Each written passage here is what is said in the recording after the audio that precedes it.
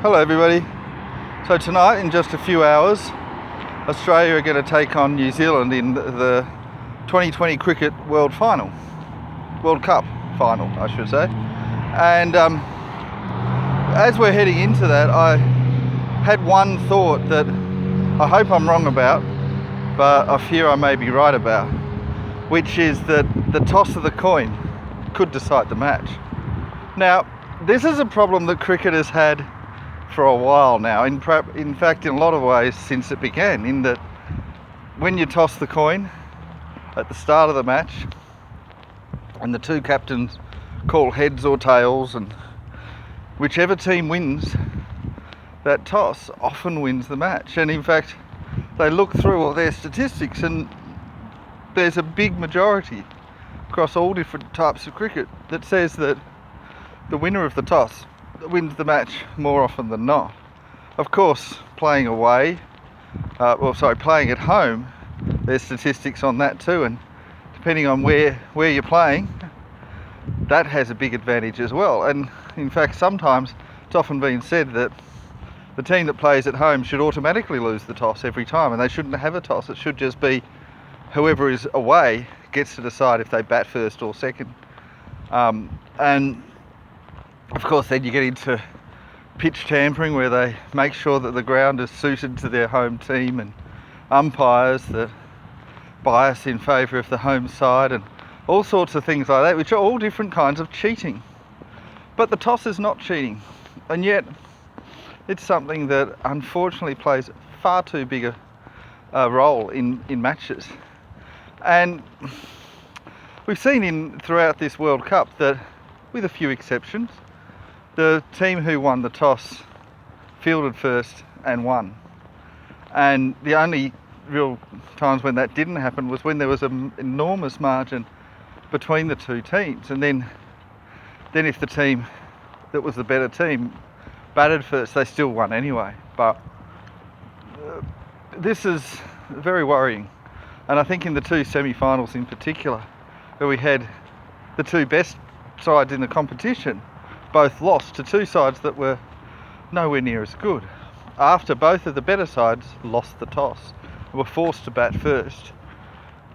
Now, there are other reasons for it perhaps, but that does weigh on my mind at least, and makes me worry quite a lot, because cricket is a sport of a lot of different variables, and of course there's batting, bowling, there's little bits of luck. And certainly if I look at the England versus New Zealand semi-final, I know that there were two times when the England fielders caught the ball, but then the momentum pushed them over the boundary, so it didn't count as a catch. And in fact, they got 6 runs instead. And the third occasion, after that, where they didn't even go for the catch, which probably was a pretty simple catch. And those moments possibly changed the result of the match. Now, we can't blame anyone for that other than the fielders and a bit of bad luck, but you know, there was also the possibility that it was actually the toss, and that had the toss gone the other way, perhaps the result would have too. And certainly Australia versus Pakistan, we didn't have those moments of luck, although we still had the big comeback at the end when Australia was well out of it and then came back. Both matches won with an over to spare, and I think both with 5 wickets lost as well. But it is very worrying for me if I think to myself, all right, we're going to toss the coin, whoever wins that toss has won the match, we can all go home. Now, of course, that depends on the conditions and all sorts of things, because sometimes, in most test matches you prefer to bat first, but occasionally you'll prefer to bowl, and there are sometimes when it's better to bat first or better to bowl first. There's things like dew and rain or moisture in the air and different things like that can change that decision. But it's almost cheating. Well, it certainly isn't fair. It's not fair to the players who work really hard and yet, in spite of being the better team, lose not because of some luck, but because of the toss. I suppose is arguably a bit of luck, but there's no skill in working out which way the toss is going to go. I suppose you could go, well, it's gone 5 lots of tails in a row, it's probably due for a heads and all that sort of stuff, but you know, there's it does bring in it an air of unfairness about it. It's not the only sport that has tosses, of course. I'm not sure if every sport does, but I know that tennis does. You play tennis, you win the toss, you get to decide if you serve or receive. I've never known a single tennis match in which that's made any difference to the result at all. You play football, and that can make a difference, because sometimes you'll have wind going one way or the other, and you want to be playing with that wind. And I saw a match once in which the wind changed direction to suit the one particular side, and that side won because they had the wind with them on the first quarter. Then they changed, they had the wind with them again, and I saw that. Actually, I think it was 3 quarters they had the wind, and the fourth quarter they didn't. But normally that doesn't happen. Normally the wind will stay in the same direction, and normally if there's slope or there's anything else, that stays, and they change and they change. But that's not the case with cricket, and it does create an unfair difference.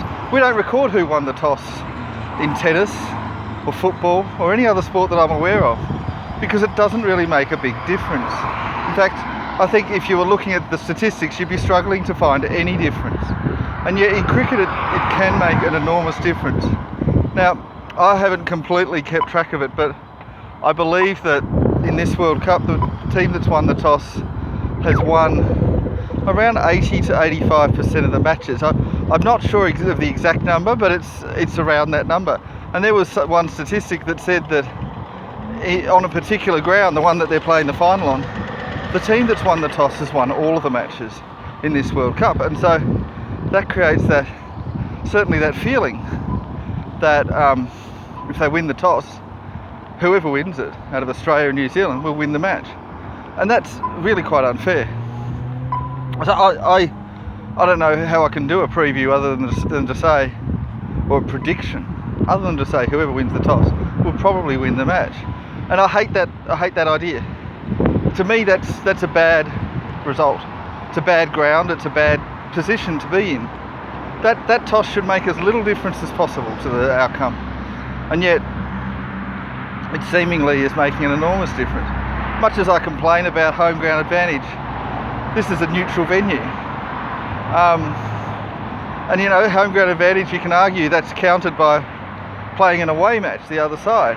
I mean, we all know that India has an enormous home ground advantage, and of course recently Bangladesh have started to doctor their pitches to suit their players, so they have a big home ground advantage as well. Other teams actually do better away, such as South Africa. They're so fair with their grounds that they play better overseas. And England arguably doesn't really have a major home ground advantage either. And I think Australia, where I live, is about average as far as home ground advantages or not. We actually play really well away from home, except for in India and other places that cheat with that home ground advantage. So this is the situation. We're not even talking about that. We're talking about a toss, not a home ground advantage where you still have some chance, but you know you're at a disadvantage from playing away. This is a situation where you would lose the toss, and certainly at this level where the differences are so small, that may be the outcome of the match. I mean, I'd love to look at the teams and try to analyse them and go, well, Australia's probably got better openers, opening batsmen, but probably not as much depth in their batting, although I suppose we've got some of the tail enders that can hit it a bit. While New Zealand has a lot more variety in their bowlers, a lot more depth, but perhaps not quite as strong a batting lineup. Which team has the better bowlers? I'd say, well, Australia's top 3 are probably the better, but again, New Zealand has the longer length of bowlers. So in other words, Australia has a very India-like side, who, if they go well, will win. But they need everyone that's there to do well. Australia are carrying a few players, or I suppose they're having players with certain roles. Marcus Stoinis is completely out of form, although he did well in the last match. Matthew Wade is pretty much just a passenger. Steve Smith is far too slow for the format. You've really only got 4 bowlers, but I mean, Adam Zampa has managed to do well this tournament. You know, the fast bowlers are accurate but wayward, giving away a lot of runs. and there's no fifth bowler. I mean, you got Mitchell Marsh, who don't know what's going on with him. So it'd be a match which I'd probably say, if the pitch is easy to play and if batting and bowling all go well, Australia would win. But if things start to go funny, New Zealand would win. That would be my argument, and I'd probably say, well, overall New Zealand has the better side. But with the toss at the moment being so important, I can almost throw that aside and say whoever wins the toss wins the match. And I wish that that wasn't the case. In fact, I'd love to see whoever wins the toss losing. But I just fear that this could be one of those games that we're all like, oh dear, you should have done better. So I hope that I'm wrong, but I fear that I might be right about this one. Anyway, that's it from me. Bye bye.